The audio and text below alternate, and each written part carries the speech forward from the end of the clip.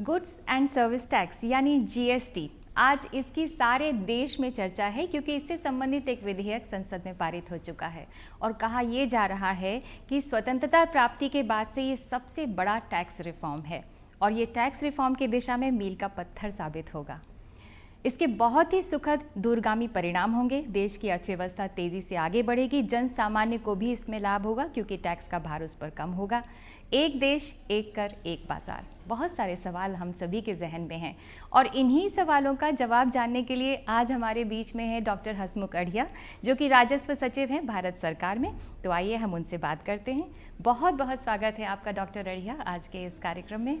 सबसे पहले तो ये बताइए कि जीएसटी क्या है और ये कैसे काम करेगा। अभी तक जो देश में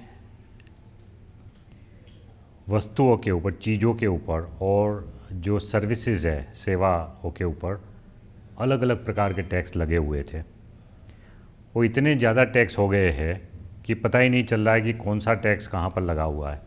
जैसे आज देश में स्टेट गवर्नमेंट में अगर देखें तो वैट है, वैल्यू एडेड टैक्स है। पुराने ज़माने में इसको सेल्स टैक्स कहते हैं, अब वैट गिना जाता है। उसके अलावा एंटरटेनमेंट टैक्स अलग है, लग्जरी टैक्स है और बहुत सारे भिन्न प्रकार के जैसे लोकल बॉडी टैक्स है, ऑक्ट्रॉय है, इस तरह के बहुत सारे अलग अलग टैक्स हैं।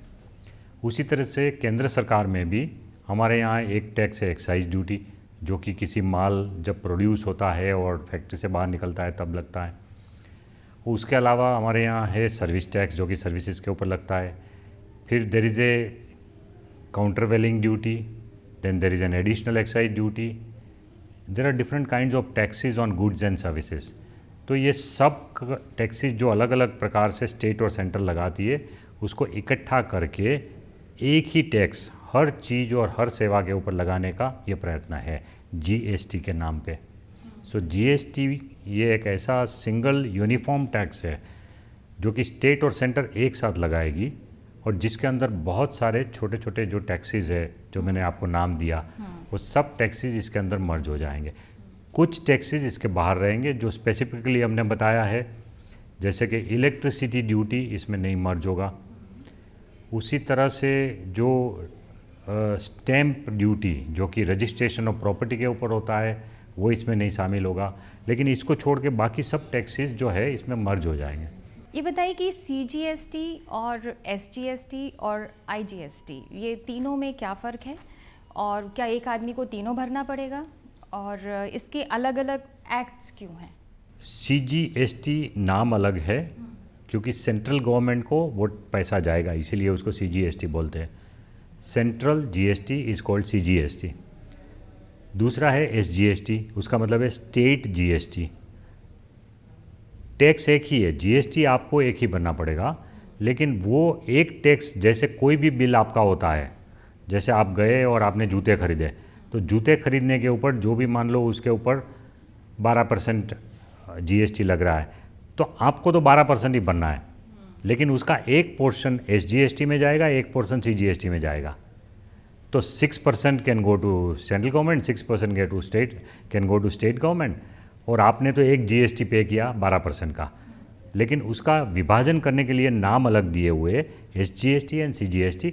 कस्टमर को उससे कोई लेना देना नहीं है, वो बिल की मामला है। बिल में लिखा हुआ आएगा कि टोटल टैक्स 12%, सीजीएसटी 6%, एसजीएसटी 6% और 12% आपका बिल बन जाएगा।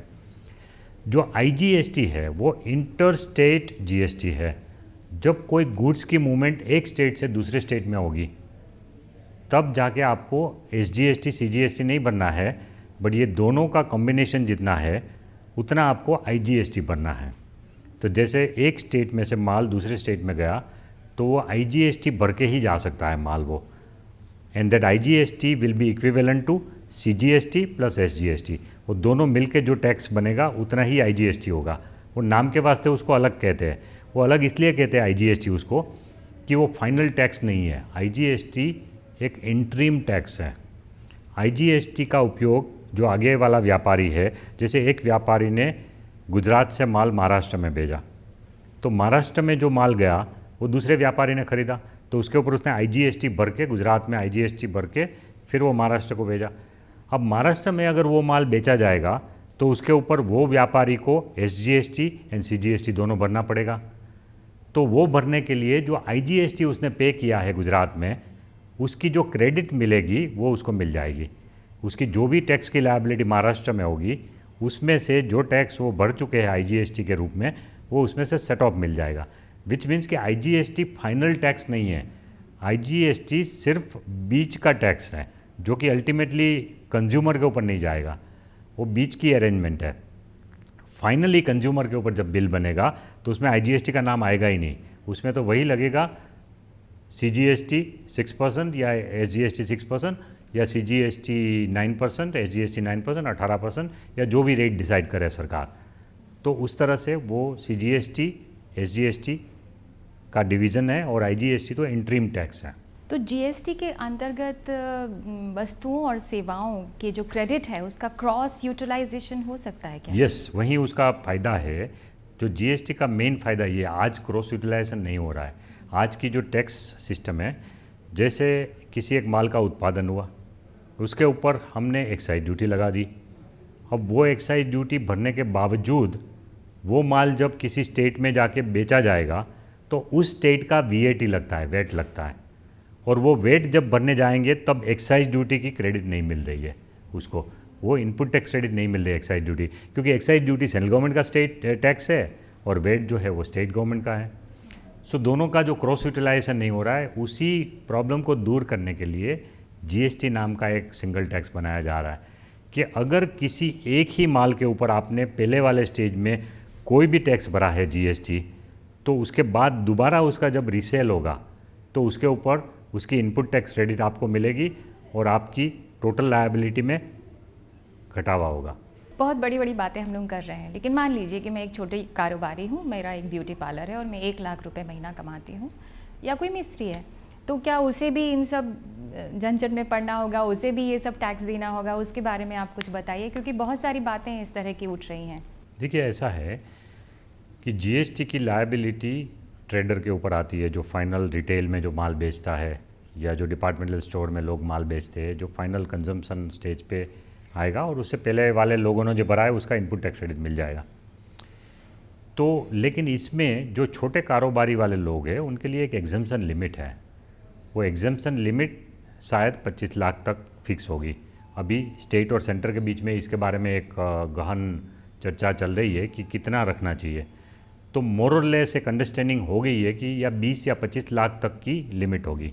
तो इसका मतलब ये है कि अगर आप कोई छोटे व्यवसायी है और आपका सालाना 1 साल का टर्नओवर मीन्स टोटल आपकी जो इनकम है उस सर्विस में से या उस मैन्युफैक्चरिंग में से या उस व्यापार से, अगर टोटल टर्नओवर आपका 25 लाख से नीचे का है तो फिर आपको ये GST भरना नहीं होगा। ऐसा एक एग्जम्पशन लिमिट उसमें डाला जाएगा। इसमें बहुत ड्यूअल कंट्रोल की बात हो रही है, तो ये बताइए कि स्टेट के लिए अलग जवाबदेही होगी और केंद्र के लिए अलग जवाबदेही होगी? देखिए, ऐसा है कि लोग ये समझ रहे हैं कि GST में 2 अथॉरिटी टैक्स करेगी, CGST central government, SGST state government. ऐसा नहीं है। जो व्यापारी है उसके लिए तो एक ही रजिस्ट्रेशन है, एक ही रिटर्न फाइल करना है और उसकी जो भी आगे की कार्रवाई होगी वो भी एक ही अथॉरिटी करेगी। तो ये बात नहीं है कि 2 अलग अलग अथॉरिटी है, 2 अलग अलग एक्ट है, क्योंकि CGST का एक्ट पार्लियामेंट पास करेगी, वैसा ही कॉपी डिट्टो वो एक्ट स्टेट असेंबली भी पास करेगी। तो जो पावर टू टैक्स वो 2 अलग अलग एक्ट में से हमको मिले हैं, लेकिन उसकी जो पूरी प्रोसीजर है वो यूनिफॉर्म है। एक व्यापारी दोनों अथॉरिटी में अलग अलग रजिस्ट्रेशन नहीं करवाना है, उसको एक ही रजिस्ट्रेशन करवाना है एक स्टेज पे।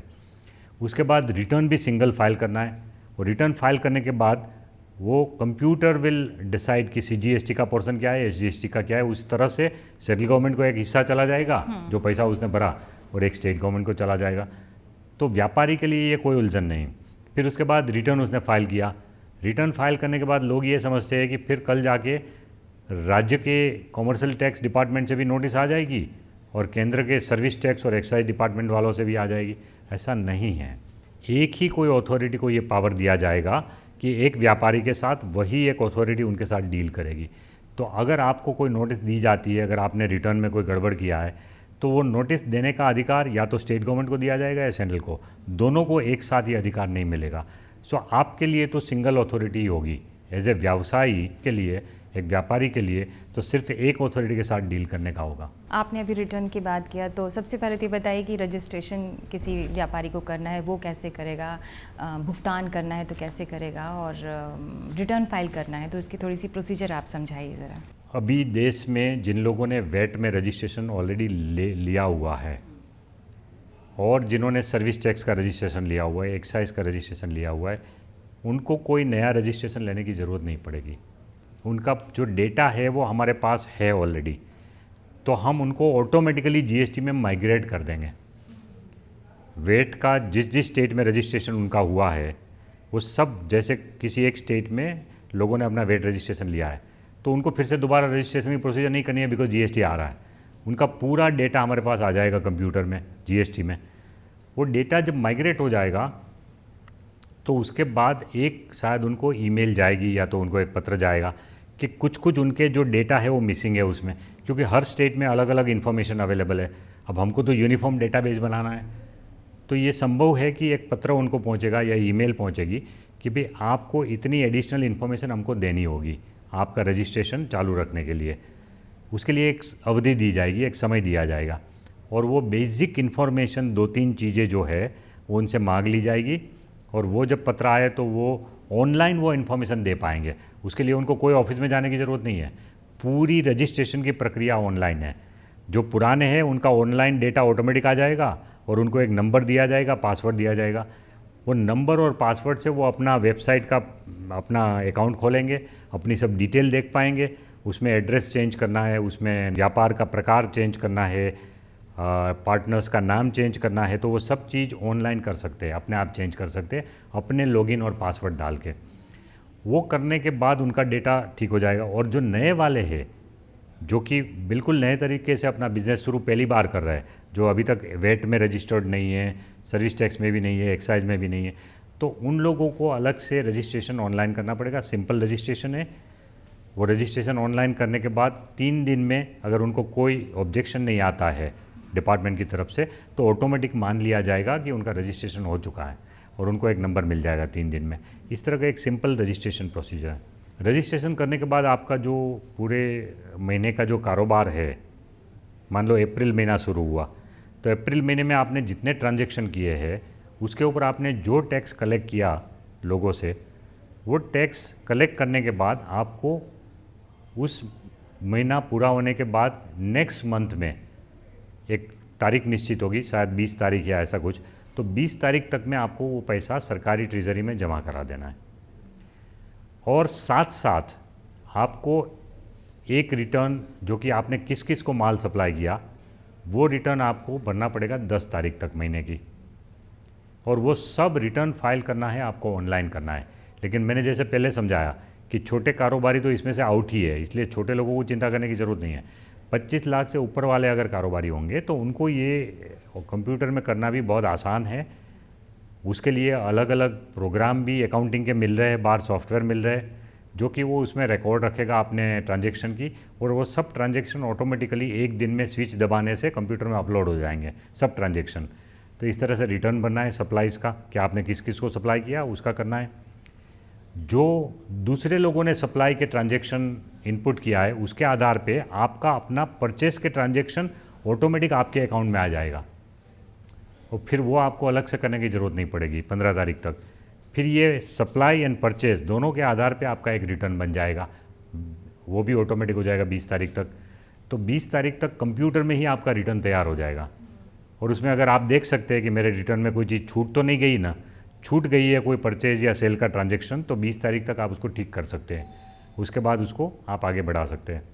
सो इस तरह का इलेक्ट्रॉनिक IT बेस्ड सिस्टम है जिसमें हर ट्रांजैक्शन की जानकारी आएगी कंप्यूटर में, और ट्रांजैक्शन मैच भी हो जाएंगे। सो सही मात्रा में लोगों ने टैक्स भरा है कि नहीं वो हम पकड़ पाएंगे। तो IT की बहुत महत्वपूर्ण भूमिका है इसमें IT का बहुत महत्व है, लेकिन IT इतना सिंपल बना दिया हमने कि किसी छोटे से छोटे व्यापारी को भी इसमें कोई तकलीफ नहीं होगी। एकदम सरल प्रकार का सॉफ्टवेयर है। उसको फाइल करने की विधि भी इतनी है कि अगर कोई घर में कोई एक यंग लड़का जो 10वीं पास है वो भी अगर उसको सीख ले तो वो अपने आप रिटर्न फाइल कर सकता है। ये बताइए कि ईज़ ऑफ डूइंग बिजनेस की बात हो रही है कि आप भारत के किसी भी कोने में हो, आपके लिए बिजनेस करना कोई बहुत मुश्किल काम नहीं है, तो इस पर कुछ कहना चाहेंगे? देखिए, ये जीएसटी जो है ना, उससे काफ़ी सुविधा बिजनेस को हो जाएगी, क्योंकि अभी जैसे एक स्टेट से दूसरे टैक्स में जब माल जा रहा है तो उसके ऊपर एक सेंट्रल सेल्स टैक्स भी लगता है, और वो सेंट्रल सेल्स टैक्स जो है उसके ऊपर फिर आपको इनपुट टैक्स क्रेडिट नहीं मिल रही है नेक्स्ट स्टेज में, तो ये सीएसटी हट जाएगा। सीएसटी हट जाएगा तो बॉर्डर के ऊपर जो चेकिंग करने का एक मूव था कि हर स्टेट चाहता है कि भाई हमारा स्टेट का माल जब बाहर जा रहा है तो अगर उसने सिर्फ सीएसटी 2% भरा है तो वो माल एक्चुअली एक्सपोर्ट होना चाहिए, तो बॉर्डर पे चेक होगा, ट्रक को खड़ी करेंगे, पूछेंगे कि भाई आपने सीएसटी भरा है तो आपका माल गया कि नहीं गया, उसका हिसाब किताब पूछेंगे, सब कागज़ पूछेंगे, तो ये सब खत्म हो जाएगा। जहाँ जहाँ ऑक्ट्रोय है वो ऑक्ट्रोय भी एबोलिश हो जाएगी, सो उसके लिए भी गाड़ी को रोकने की ज़रूरत नहीं पड़ेगी। सो ट्रक का जो मूवमेंट है वो एकदम आसान हो जाएगा। जो दोनों स्टेट के बॉर्डर के बीच में या किसी सिटी के अंदर एंटर करने के टाइम जो चेक पोस्ट थे, वो चेक पोस्ट पे जो घंटों भर ट्रक खड़ी रहती थी वो सब कम हो जाएगी, और उसके कारण जो मूवमेंट ऑफ गुड्स एकदम आसान हो जाएंगे। फिर दूसरा ये है कि क्योंकि पूरे देश में टैक्स रेट एक हो जाएगा, तो फिर आपको कोई वो सोचने की ज़रूरत नहीं है कि भाई मैं एक स्टेट में फैक्ट्री डालूँ कि दूसरे स्टेट में डालूँ। आपको जहाँ मर्जी फैक्ट्री डालिए और जहाँ मर्जी माल बेचिए, हर जगह टैक्स का रेट एक है। सो जहाँ आपकी फैक्ट्री है उस स्टेट का रेट आपको देखने की ज़रूरत नहीं है, और जहाँ आप माल बेचना चाहते हैं उस स्टेट का भी रेट की देखने की ज़रूरत नहीं है। तो उस हिसाब से बिजनेसमैन के लिए एक आसान हो जाएगा ये डिसीज़न लेना कि कहाँ हम बिज़नेस करें, पूरा देश एक बन जाएगा इसमें। राज्य की बात हो रही है, कहीं ना कहीं राज्यों को ये कहीं संशय ना हो कि उनके हित मारे जा रहे हैं या उनकी इनकम मारी जा रही है, तो उन्हें कैसे कंपनसेट करेंगे हम? देखिए, उसके लिए हमने राज्यों को पूरी कॉन्स्टिट्यूशनल अमेंडमेंट में ही हमने उनको एक गारंटी दी है कि किसी भी राज्य को अगर 5 साल तक नुकसान होगा जो अभी कमा रहे उसमें, तो उसमें हम उसको कॉम्पनसेट कर देंगे सेंट्रल गवर्नमेंट। तो इसलिए राज्य को कोई चिंता नहीं होनी चाहिए, चिंता होनी चाहिए तो सेंट्रल गवर्नमेंट को होनी चाहिए कि ये जीएसटी लागू करने के बाद सेंट्रल गवर्नमेंट के पास इतने रिसोर्सेज आएंगे जो कि हमारा अभी का बजट की पूर्ति कर दे, और उसके अलावा हमारे पास इतने पैसे बचे कि हम स्टेट को भी कॉम्पनसेट कर सके। सो जो चिंता होनी चाहिए इस मामले में वो सेंट्रल गवर्नमेंट को होनी चाहिए, स्टेट को तो बिल्कुल निश्चिंत होकर इसमें आगे बढ़ना है। इसमें अलग अलग लोगों को किस तरह से फ़ायदे होंगे? आपने कारोबारियों की बात की, राज्य को क्या फ़ायदा होगा, केंद्र को क्या होगा, और सबसे बड़ी बात उपभोक्ता को क्या फ़ायदा होगा? करों की कमी की बात हम सुन रहे हैं, तो इसके बारे में कुछ रोशनी डालेंगे? देखिए, मैंने जैसे बताया कि व्यापारियों को क्या फ़ायदा होगा कि ईज़ ऑफ डूइंग बिजनेस हो जाएगा। सरकार को ये फ़ायदा होगा कि जो टैक्स का इवेजन आज हो रहा है उसमें रोक लगेगी, तो ये उम्मीद की जा रही है कि इसमें कंप्लायंस बढ़िया होगा, इसलिए राज्यों की और केंद्र की आमदनी बढ़ेगी, सिर्फ टैक्स की चोरी को कम करने से, टैक्स को रेट बढ़ाने से नहीं। और कंज्यूमर को ये फ़ायदा होगा कि जैसे आज है अलग अलग प्रकार के टैक्स है, और कुल मिला के तो एक चीज़ के ऊपर 30-32% तक चला जाता है टैक्स आज की तारीख में। तो जैसे अलग अलग टैक्स है, वेट है, एक्साइज ड्यूटी है, सर्विस टैक्स है, लग्जरी टैक्स, एंटरटेनमेंट टैक्स, ये सब मिला के टोटल जो इंसिडेंस ऑफ टैक्स है एक आइटम के ऊपर वो 30% तक भी है कुछ कुछ कॉमोडिटी में। तो जब जीएसटी आएगा तो ये अलग अलग टैक्स ख़त्म हो जाएंगे, और ऑन द होल हम ये उम्मीद करते हैं कि ज़्यादातर आइटम के ऊपर टैक्स का जो बर्डन है वो कम होगा। टैक्स कलेक्शन और टैक्स एडमिनिस्ट्रेशन में दक्षता आएगी, ऐसी बात सुनने में आ रही है, तो भारत सरकार इसे कैसे एडमिनिस्टर करेगी? एक तो ये पूरा सिस्टम है आदमियों के ऊपर निर्भर करने के बदले में टेक्नोलॉजी के ऊपर डिपेंड करेगा, सो उससे डेफिनेटली सिस्टम में एक एफिशिएंसी आएगी। दूसरा कि एडमिनिस्ट्रेशन में जो ऑफिसर्स इन्वॉल्व है उनकी भी अच्छी तरह से ट्रेनिंग की जा रही है, ताकि ऐसा नहीं हो कि भाई लोगों को कोई गलत प्रकार की हैरेसमेंट हो।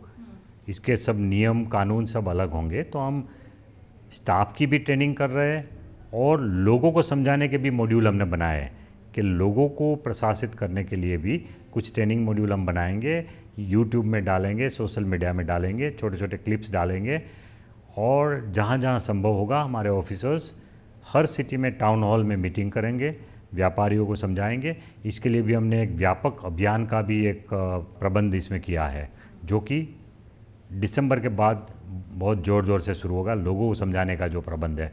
तो दिसंबर से लेके मार्च तक में हम पूरी जगह फैल जाएंगे और लोगों को समझाएंगे कि ये जीएसटी क्या है, आपको कैसे कंप्लाई करना है। आयात जो राज्य से राज्य में होगा उसमें किस तरह से कर लगाया जाएगा? अभी जब कोई माल विदेश से आता है देश के अंदर, तो उसके ऊपर कस्टम ड्यूटी तो जैसे लग रहा था वैसे ही लगेगा। कस्टम ड्यूटी जीएसटी में शामिल नहीं हो रहा है, कस्टम ड्यूटी अलग है।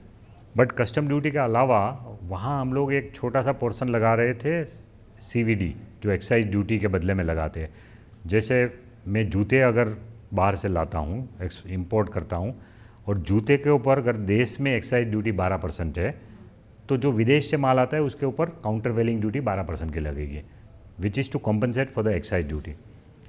और स्टेट के जो टैक्स है वो अलग है यहाँ, लेकिन वो इंपोर्ट के ऊपर नहीं लग रहे थे अभी तक।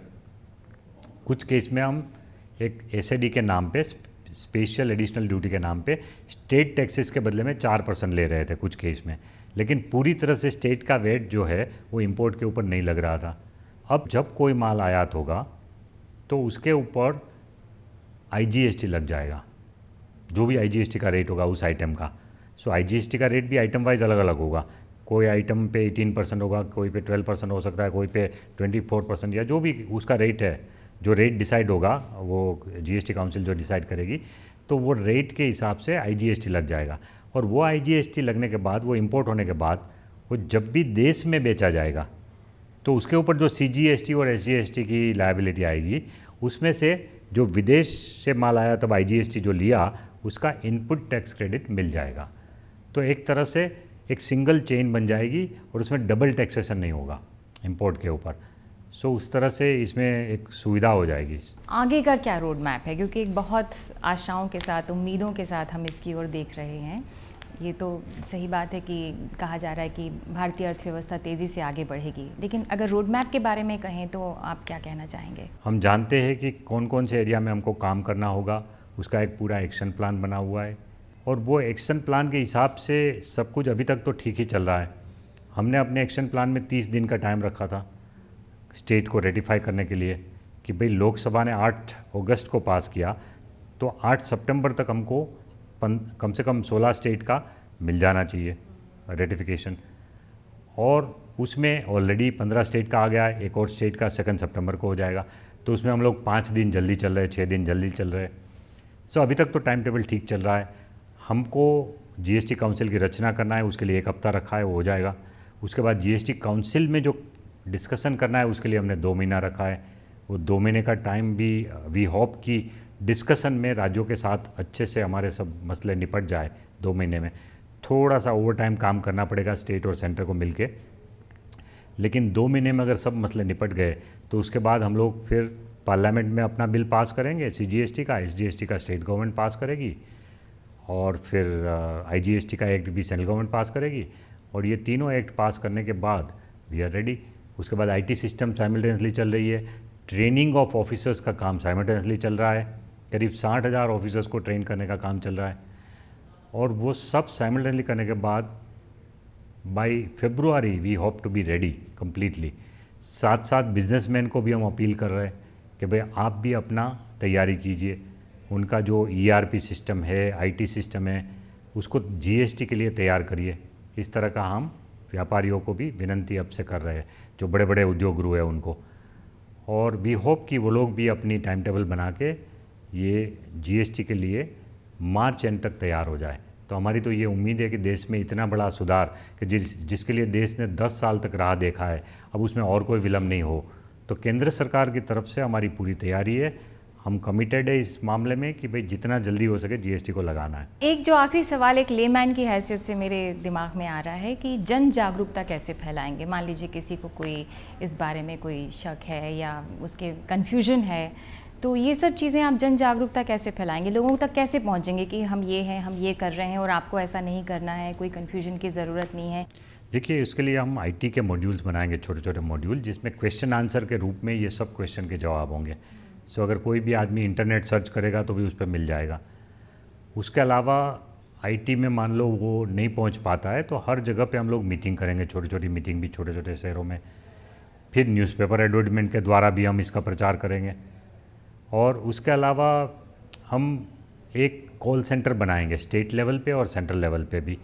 तो हर स्टेट में एक बहुत बड़ा कॉल सेंटर होगा जिसमें 24/7 किसी को भी कोई क्वेश्चन है जीएसटी के ऊपर तो कॉल सेंटर में फ़ोन करके पूछ पाएंगे। इस तरह का एक कॉल सेंटर बनाने का भी प्रावधान हम कर रहे हैं। और जीएसटीएन की जो हमारी आईटी सिस्टम है उसका एक अलग कॉल सेंटर बनेगा कि किसी को अगर मान लो रिटर्न फाइल करने में दिक्कत आ रही है, किसी को समझ में नहीं आ रही है कि कौन सा बटन दबाए, तो उसके लिए भी फ़ोन करके वो कॉल सेंटर में पूछ के उसको कॉप अप कर सकते हैं। तो अपनी बात को इसी बात से सम अप करूँ मैं ये कहते हुए कि मेरा देश बदल रहा है, आगे बढ़ रहा है, जीएसटी जो है वो उसी को चरितार्थ कर रहा है। बहुत बहुत धन्यवाद डॉक्टर हसमुखड़िया जी। मनीषा जी, अभी हम बातचीत कर रहे थे डॉक्टर हसमुखड़िया से जो कि राजस्व सचिव हैं भारत सरकार में। बहुत बहुत धन्यवाद। नमस्कार।